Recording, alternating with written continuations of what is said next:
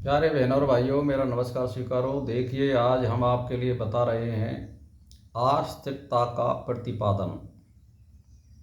तो देखिए, हम योग दर्शन के बारे में ही हमारा विषय चल रहा है 2 दिन से, तो आज भी ये योग दर्शन का ही विषय है। तो योग दर्शन के महत्व को मैं बता रहा हूँ कि योग दर्शन में हमें क्या लाभ और क्या हम कुछ प्राप्त कर सकते हैं। तो देखिए, योग दर्शन की सबसे बड़ी विशेषता है तो हमको ये जान पड़ती है कि ईश्वर पर पूर्ण श्रद्धा और विश्वास रखने का उपदेश देता है। यानी अगर आप योग करना चाहते हैं तो आपको उसमें अपना इष्ट बनाना बहुत अनिवार्य होता है। जैसे भाई, आप गायत्री का मंत्र भी मान सकते हैं, ओम का भी मान सकते हैं, ये भी दोनों इष्ट हैं।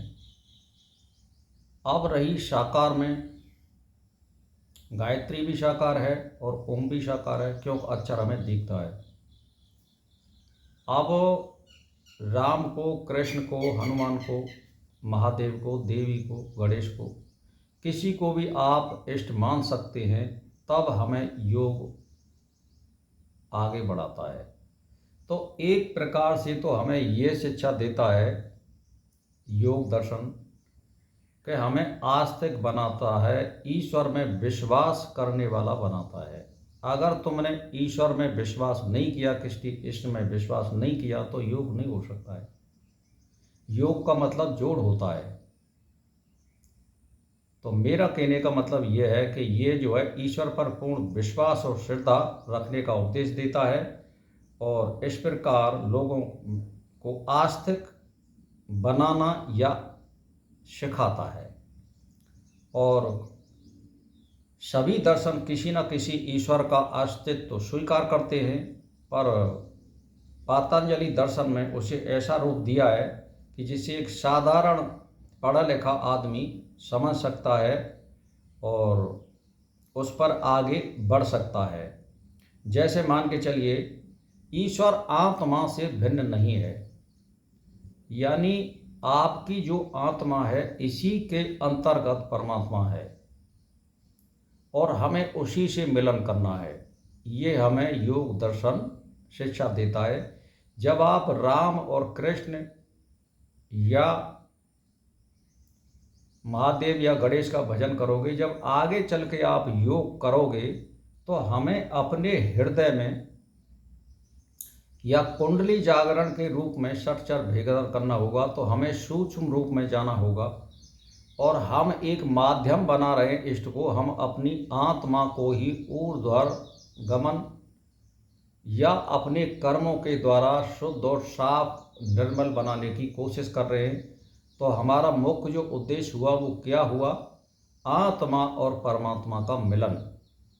और इसमें एक अटूट विश्वास पैदा करता है, जो हमारे सामने रिद्धि सिद्धि हमारे सामने आती हैं। जैसे मान के चलिए, आपको कोई आवाज़ आ रही है या आपको कोई और चमत्कार दिख रहा है, जो भी कुछ आपको दिख रहा है, ये सिद्धि के लक्षण हैं। आपके लिए परमात्मा आपकी आस्तिकता को दृढ़ करने के लिए ऐसा वो आपके सामने पेश करता है, जिससे आपको विश्वास आए।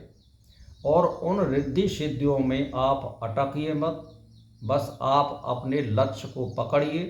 हमें इन रिद्धि सिद्धियों से कोई लेना देना नहीं है। हमें किसी के भविष्य बताने की ज़रूरत नहीं है कि तेरे साथ में ये होगा या वो होगा।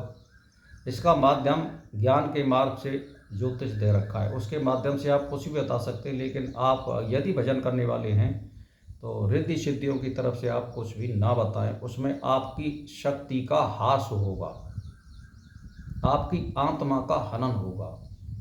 परमार्थ में यदि कोई काम करना है अपनी शक्ति से या रिद्धि सिद्धियों से, तो उसमें हमारा कोई लाभ नहीं है। परमार्थ में आप कुछ भी काम कर सकते हैं। जैसे मैं आपके लिए बताऊं, देवराजो बाबा थे देवरिया वाले, वो बहुत माने हुए सिद्ध थे। तो उन्होंने गंगा के लिए, लोगों ने दिशा मोड़ने के लिए उनसे याचना की कि भाई, हमारे गांव जो है बाढ़ में आ जाते हैं, हमारे यहाँ कोई पैदा नहीं होती है। तो उन्होंने ये संकल्प लिया कि मैं जो है इसको मोड़ दूंगा और मेरा मचान गंगा के बीच में आप गाड़ दीजिए और वहाँ मैं भजन करूँगा।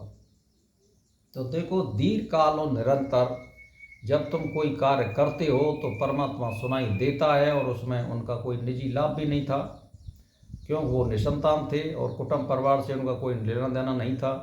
तो उन्होंने परमार्थ में कार्य करने के लिए अपनी शक्ति का उपयोग किया, गंगा की धारा को उन्होंने मोड़ दिया, और फिर वो जमीन जो है काली कमली वाले के नाम से आज भी उसमें ट्रस्ट वगैरह चल रहे हैं। उसमें से कुछ ज़मीन जो है उस ट्रस्ट को दान की थी बाबा देवरा के कहने से, और वो उस ज़मीन का उपयोग आज काली कमली वाले के नाम से ट्रस्ट में हो रहा है। तो ये सारे जो है काम आप कर सकते हो, लेकिन भलाई में कर सकते हो, लेकिन अपने निजी लाभ के लिए कभी रिद्धि सिद्धियों का प्रयोग नहीं करना चाहिए। ये अंतराय होते हैं और ये विघ्न होते हैं। तो कहने का मेरा मतलब जो अर्थ आया वो यह आया कि योग दर्शन यदि योग का आप करना चाहते हैं तो परमात्मा आपको विश्वास करना होगा। यदि परमात्मा पर या किसी इष्ट पर विश्वास नहीं करते हो तो आपका योग आगे ना बढ़ेगा, और आत्मा के लिए कोई सवारी चाहिए। जब उस पर सवारी करोगे, जैसे आपके लिए घोड़ी मिल गई या घोड़ा मिल गया तो आप उस पर सवारी कर रहे हो तो वो पहुंचा सकता है, या वाहन में बैठ गए आपको वो पहुंचा सकता है। आप पैदल जाएंगे तो बहुत देरी लगेगी। इसीलिए ये इष्ट किया जाता है। जैसे राम है, हनुमान है, इनकी आत्मा महान होती है, उन्होंने वो कर्म कर रखे हैं, उनके सहारे से हम जल्दी पहुंच सकते हैं, और आगे चल के फिर जो है ये सब हट जाते हैं और हमारी आत्मा और परमात्मा का संबंध होता है। ये आस्तिकता बनाता है दर्शन, इससे हमें ये लाभ है, या अटूट विश्वास बनाता है। और जिस पर विश्वास नहीं हो, अगर वो योग करना चाहता है तो उसकी विश्वास में तब्दीली आएगी और वो विश्वास करेगा और वो मान जाएगा। नास्तिक भी योग करने वाले हुए, उनको ऐसा प्रत्यक्ष प्रमाण परमात्मा ने दिखाया है, या सिद्धियों ने दिखाया है, या रिद्धि सिद्धि करने वाले जो महात्मा होते हैं उन्होंने चमत्कार भी दिखाया है। तो लेकिन चमत्कार को कभी काम में नहीं लेना चाहिए। तो आस्तिकता का जो प्रतिपादन है वो योग बताता है, हमें विश्वास पात्र बनाता है, अटूट विश्वास और श्रद्धा उत्पन्न करता है परमात्मा में। और यदि आप सूखा भजन करोगे और योग नहीं करोगे तो आपको विश्वास नहीं आएगा, और फिर रूखे में कोई तत्व नहीं है। इसीलिए आपको योग करना चाहिए सुबह शाम। हमारे अंदर वो प्रक्रिया दे रखी है कुंडली के माध्यम से। षट चक्र जो भेदन होता है उसका यही मार्ग है।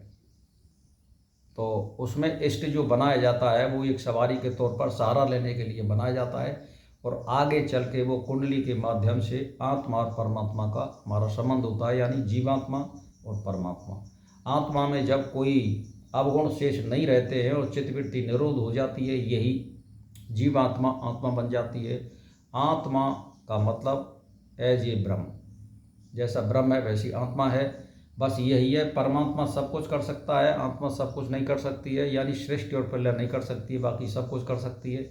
ये हमें दर्शन, ये विश्वास दिलाता है।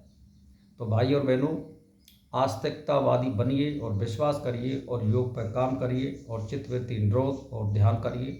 इसी में सब कुछ सार है। माया आपके साथ में नहीं जा सकती है। तो भाई और बहनों, मेरा इसी के साथ नमस्कार स्वीकार।